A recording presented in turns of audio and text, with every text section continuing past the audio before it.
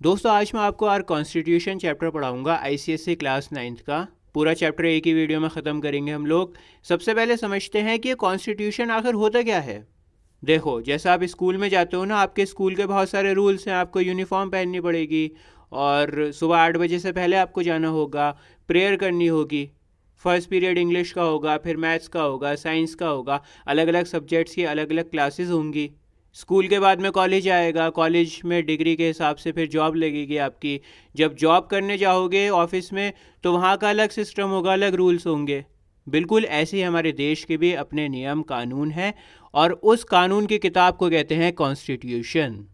A constitution is a set of rules and laws that tells us how country should be run. It is like a guide book for the government and the people. ये किताब आपको बताती है कि देश कैसे चलेगा।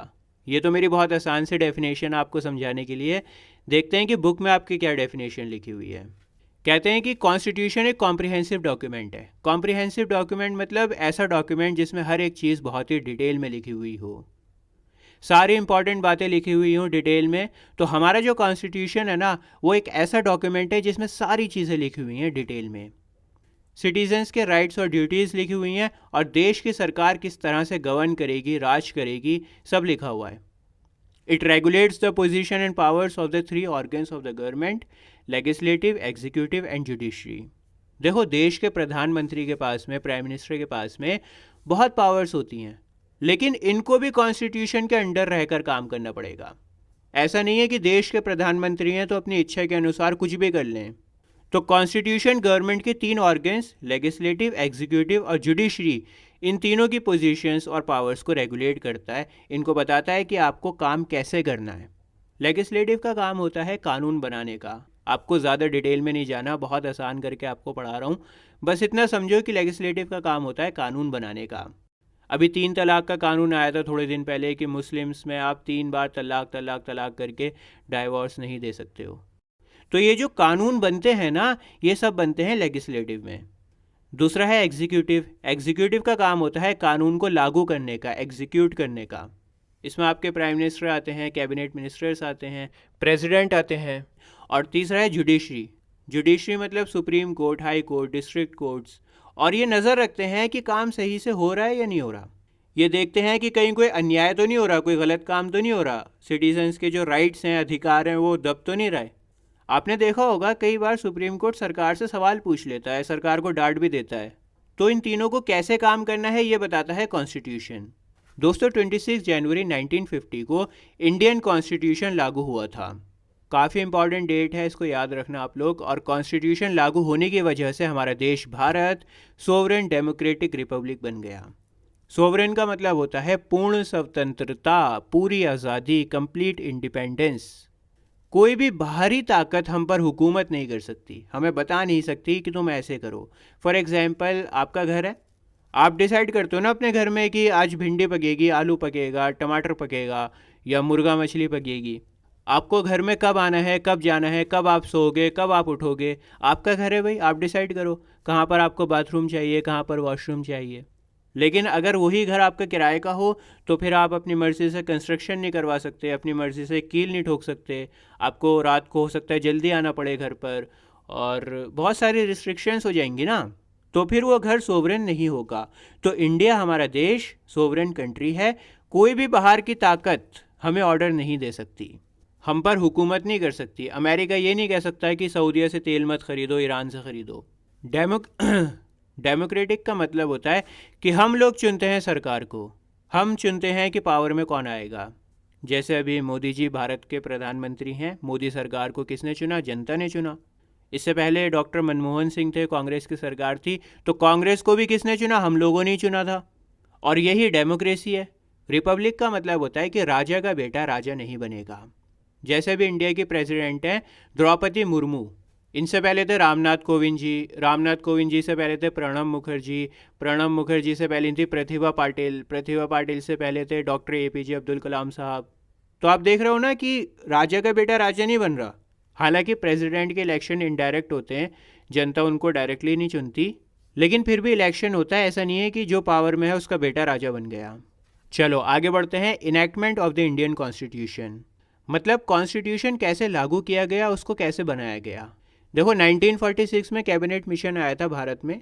अंग्रेज़ों ने डिसाइड कर लिया था कि वो भारत को छोड़कर जा रहे हैं, भारत को आज़ाद कर रहे हैं, और कैबिनेट मिशन का ये काम था कि वो कैसे पावर को ट्रांसफ़र करेंगे ब्रिटिश रूल से इंडियन लीडर्स में। भाई अगर अंग्रेज़ एकदम से छोड़कर चले जाते भारत को तो दंगे होने लगते ना, अफरा तफरी फैल जाती, कोई संभालने वाला नहीं होता। कोई राजा कहता कि मेरा ये एरिया है, कोई कहता मेरा ये एरिया है, कोई स्टेट कहती है कि मुझे इंडिपेंडेंट होना है, कोई स्टेट कहती कि मैं अपनी कंट्री बनाऊंगी अलग। सब अपने अपने मन की करने लगते, अफरा तफरी हो जाती। तो कैसे भारत को आज़ाद करना है और भारत के लीडर्स को पावर ट्रांसफ़र करनी है, ये काम था कैबिनेट मिशन का। अब कैबिनेट मिशन ने बहुत सारे प्रपोजल्स रखे, जिसमें से एक प्रपोजल था कॉन्स्टिट्यूएंट असेंबली बनाने का। कॉन्स्टिट्यूएंट असेंबली का काम था कि वो भारत का कॉन्स्टिट्यूशन बनाए। अब सवाल ये था कि कॉन्स्टिट्यूएंट असेंबली के मेंबर्स कौन होंगे, कौन बनाएगा कानून भारत का। देखो भारत की आम जनता से तो पूछ नहीं सकते थे कि कौन कॉन्स्टिट्यूशन बनाएगा, क्योंकि एक तो जनता बहुत ज़्यादा थी, टाइम बहुत लगता, पैसा बहुत लगता, और दूसरी बात यह है कि जनता अनपढ़ भी थी, इतनी समझ नहीं थी उन लोगों में कि सही मेंबर्स को चुन सकें। तो बड़ी दुविधा थी कि अब मेंबर बने तो बने कौन, संविधान तो बनाना है।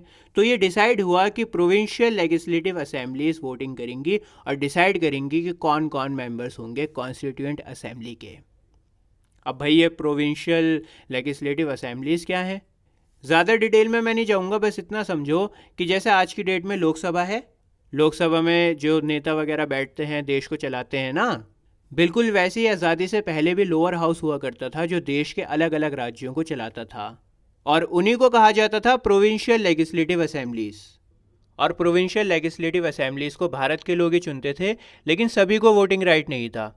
भारत में जो सिर्फ ज़मींदार लोग थे, जो अच्छे पैसे कमाते थे, टैक्सेस को पे करते थे, या फिर एजुकेटेड थे, सिर्फ वही लोग वोटिंग करते थे और प्रोविंशियल लेजिस्लेटिव असेंबलीज के मेंबर्स को चुनते थे। अब मुझे पता है आप लोग सोच रहे होंगे कि सर इतना डिटेल में क्यों जा रहे हो आप। देखो थोड़ा सा बर्दाश्त कर लो, आसान लैंग्वेज में आपको समझा रहा हूँ, पढ़ लोगे ना आपकी बेस अच्छी हो जाएगी, 10th क्लास में जाके मुझे दुआएं दोगे। मैं चाहूँ ना अभी 10 मिनट में पूरा चैप्टर ख़त्म कर दूँ, बुक में जो लिखा हुआ है वो ट्रांसलेट कर दूँ। ट्रांसलेट करना है तो फिर फ़ायदा ही क्या है पढ़ाने का, वो तो आप ख़ुद भी समझ लोगे थोड़ा बहुत। लेकिन मैं चाहता हूँ कि आपको पता लगे कि अगर ऐसा हुआ है तो क्यों हुआ है।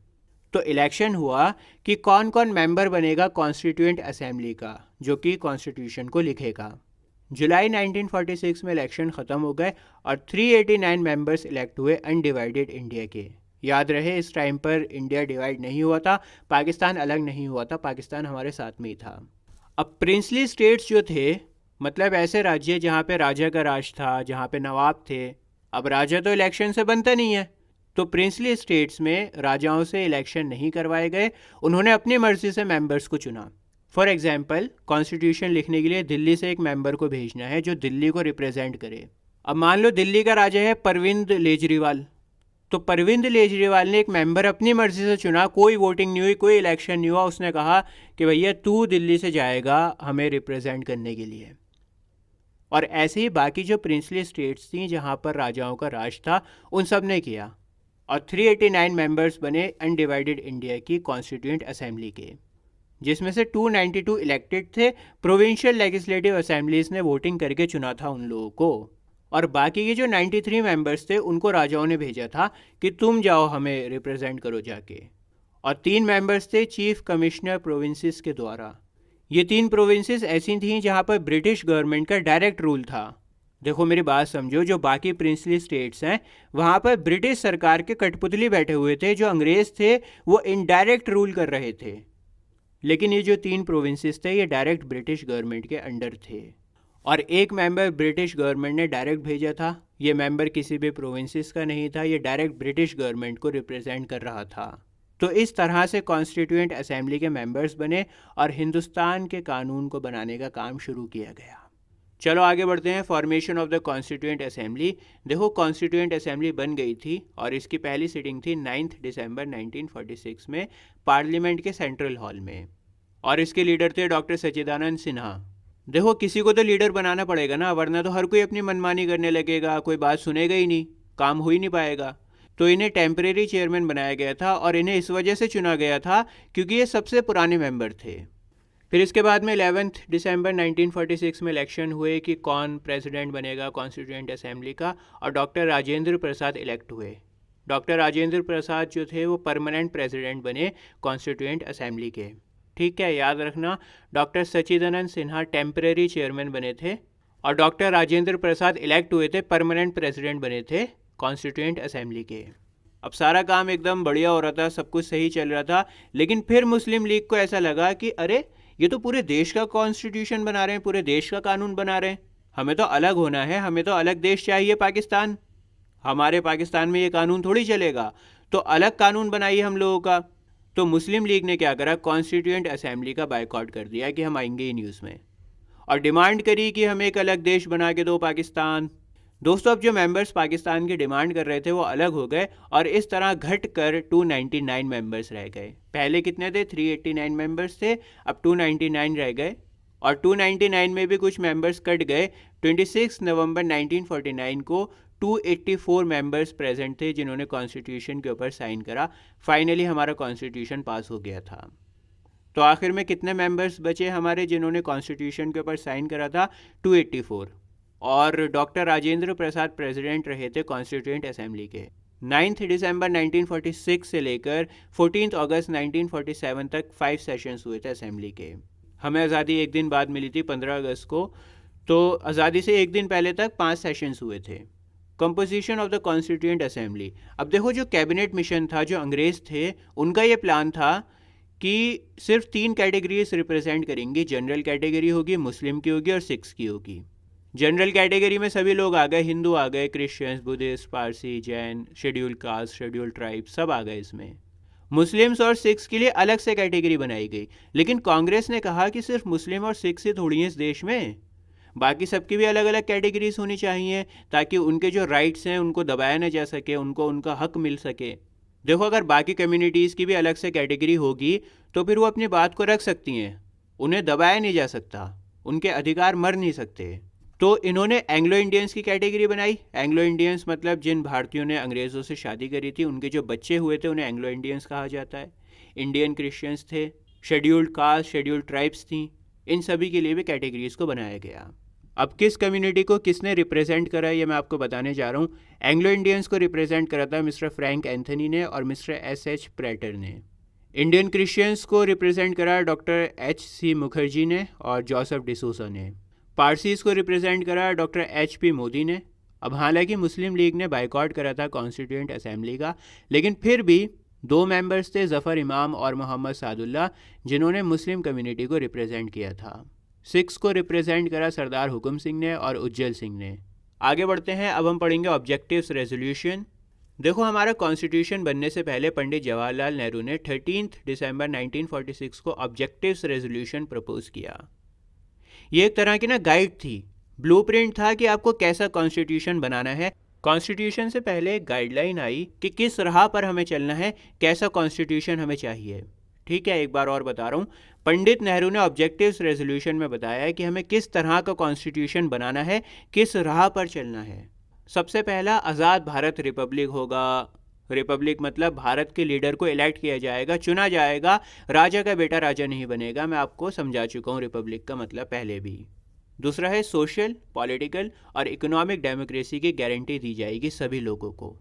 सोशल का मतलब है कि हर किसी को इक्वली ट्रीट किया जाएगा, कास्ट के नाम पे, रिलीजन के नाम पर, जेंडर या स्टेटस के नाम पर भेदभाव नहीं होगा। पॉलिटिकल डेमोक्रेसी का मतलब है कि हर किसी को वोट देने का राइट होगा, इलेक्शन में खड़े होने का अधिकार होगा, फ्रीडम ऑफ स्पीच मिलेगी, सरकार के खिलाफ बोल सकते हो, अपनी बात को रख सकते हो कानून के दायरे में। इकोनॉमिक डेमोक्रेसी का मतलब है कि हर किसी को इक्वल अपॉर्चुनिटीज़ मिलेंगी पैसा कमाने की, ग्रो करने की, और गरीबी की वजह से कोई भी डिस्क्रिमिनेशन यानी भेदभाव नहीं होगा। इंडियन रिपब्लिक में हर किसी को फंडामेंटल राइट्स मिलेंगे, और जो माइनॉरिटीज़ हैं ना देश में, माइनॉरिटीज़ जैसे मुस्लिम हो गए, सिख्स हो गए, क्रिश्चियंस हो गए, पारसी हो गए, जैन हो गए, बुद्धिस्ट हो गए, और जो बैकवर्ड क्लासेस हैं, पिछड़े हुए लोग हैं, उन सब के अधिकारों की रक्षा करी जाएगी। दोस्तों, ऑब्जेक्टिव्स रेजोल्यूशन को पास कर दिया गया था कॉन्स्टिट्यूएंट असेंबली के द्वारा 22 जनवरी 1947 को। ये डेट्स इंपॉर्टेंट हैं, इनको याद रखना। 13 दिसंबर 1946 को प्रपोज किया गया था और 22 जनवरी 1947 को ऑब्जेक्टिव्स रेजोल्यूशन पास हो गया था। अब आपको पढ़ना है ड्राफ्टिंग कमेटी के बारे में। ड्राफ्टिंग कमेटी मतलब वो ग्रुप, वो कमेटी जो कॉन्स्टिट्यूशन को लिखेगी। देखो मेरी बात समझो, कॉन्स्टिट्यूएंट असेंबली में डिस्कशन हुई थी कि हमें कैसा कॉन्स्टिट्यूशन बनाना है। अब डिस्कशन के बाद में उसको लिखना भी तो पड़ेगा ना, उसको ड्राफ्ट तो करना पड़ेगा। तो ड्राफ्टिंग कमेटी का ये काम था कि वो पूरे कॉन्स्टिट्यूशन को लिखेगी।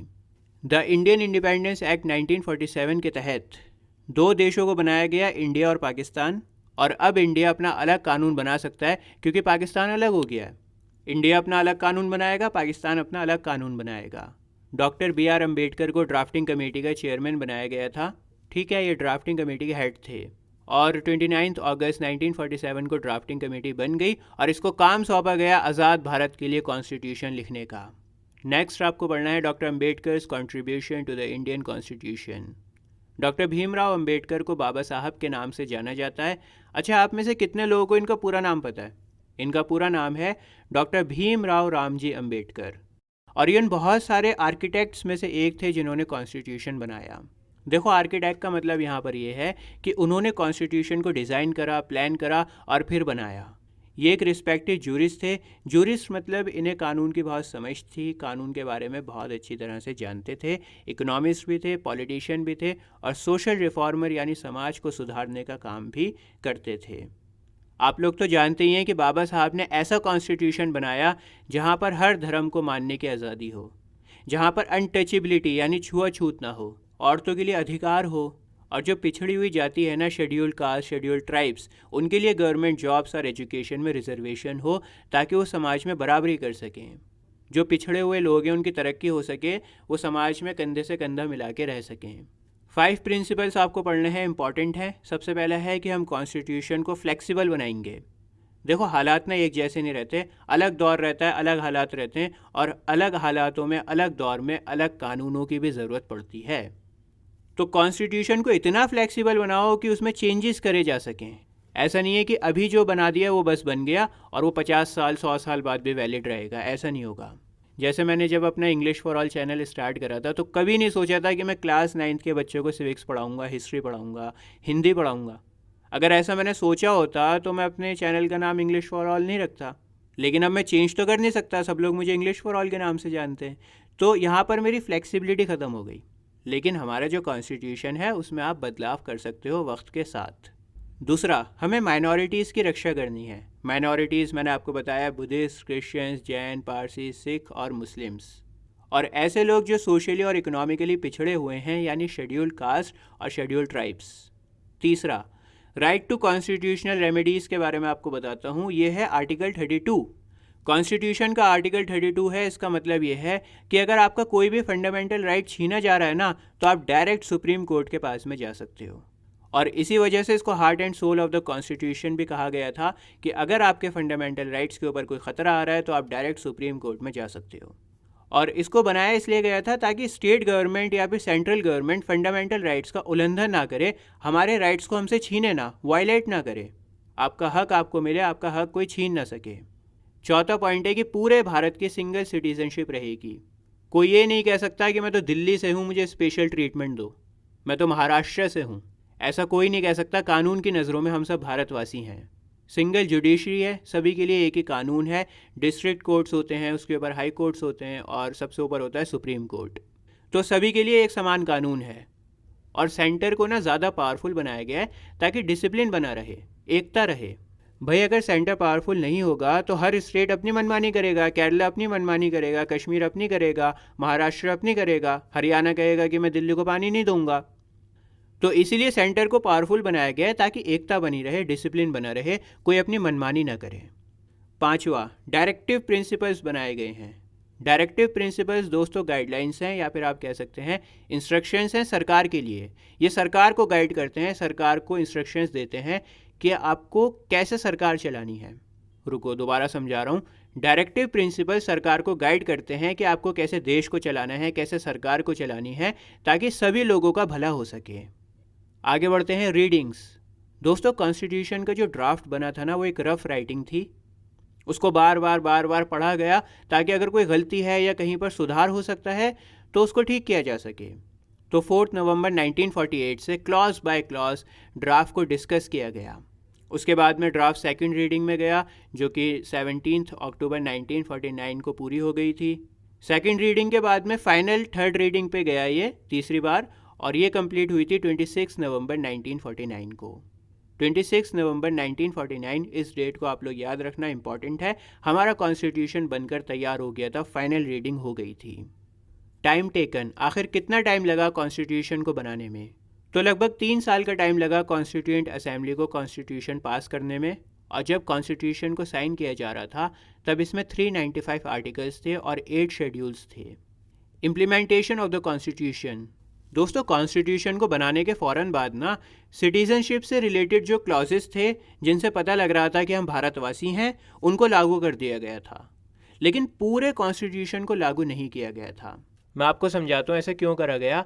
देखो, भारत का हुआ था बंटवारा, पाकिस्तान अलग हुआ था, तो पाकिस्तान से जो लोग यहाँ पर आए थे हिंदुस्तान में, उन्हें सिटीज़नशिप तो चाहिए थी ना।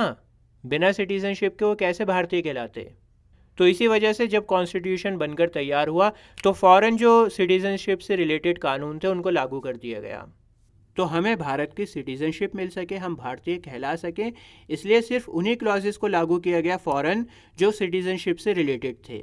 हालांकि 26 नवंबर 1949 को कॉन्स्टिट्यूशन बनकर तैयार हो गया था, लेकिन फिर भी ये इम्प्लीमेंट नहीं हुआ था। कॉन्स्टिट्यूशन इम्प्लीमेंट हुआ था 26 जनवरी 1950 को। पर सर क्यों हमने इतना इंतज़ार करा? 26 जनवरी को ऐसा क्या ख़ास था? नए साल पर भी इम्प्लीमेंट कर सकते थे। देखो, 26 जनवरी 1930 को जब हम लोग ग़ुलाम थे, हमारा देश ग़ुलाम था, तब हमने पहली बार आज़ादी का जश्न मनाया था और ये डिसाइड किया था कि 26 जनवरी हमारा आज़ादी का दिन होगा, हम लोग इस दिन आज़ादी का जश्न मनाएंगे। और पूर्ण स्वराज की कसम खाई थी हम लोगों ने। पूर्ण स्वराज यानी कंप्लीट इंडिपेंडेंस। अब 26 जनवरी को तो हम लोग आज़ाद हुए नहीं थे, हम लोग आज़ाद हुए 15 अगस्त को। तो आज़ादी से पहले तक जो इंडिपेंडेंस डे था वो 26 जनवरी को मनाया जाता था। आज़ादी के बाद क्योंकि हम 26 जनवरी को आज़ाद नहीं हुए थे, हम 15 अगस्त को आज़ाद हुए थे, इस वजह से 15 अगस्त को इंडिपेंडेंस डे मनाया जाता है। तो हमने ये डिसाइड करा कि 26 जनवरी को कानून को लागू कर देते हैं और 26 जनवरी को रिपब्लिक डे मनाएंगे। इसी वजह से कॉन्स्टिट्यूशन नवंबर में तैयार हो गया था, लेकिन उसको रोक के रखा गया। 26 जनवरी 1950 को लागू किया गया। मैं आपको बताऊंगा अभी आगे चलकर। आज़ाद भारत के पहले गवर्नर जनरल बने थे सी राजगोपालाचारी। इन्होंने लॉर्ड माउंटबेटन को रिप्लेस किया था। अब देखो, इलेक्शन तो अभी तक नहीं हुए थे, तो जब तक इलेक्शन नहीं हुए थे तब तक कॉन्स्टिट्यूएंट असेंबली जिसने कॉन्स्टिट्यूशन को बनाया था वो प्रोविजनल पार्लियामेंट बनकर रही।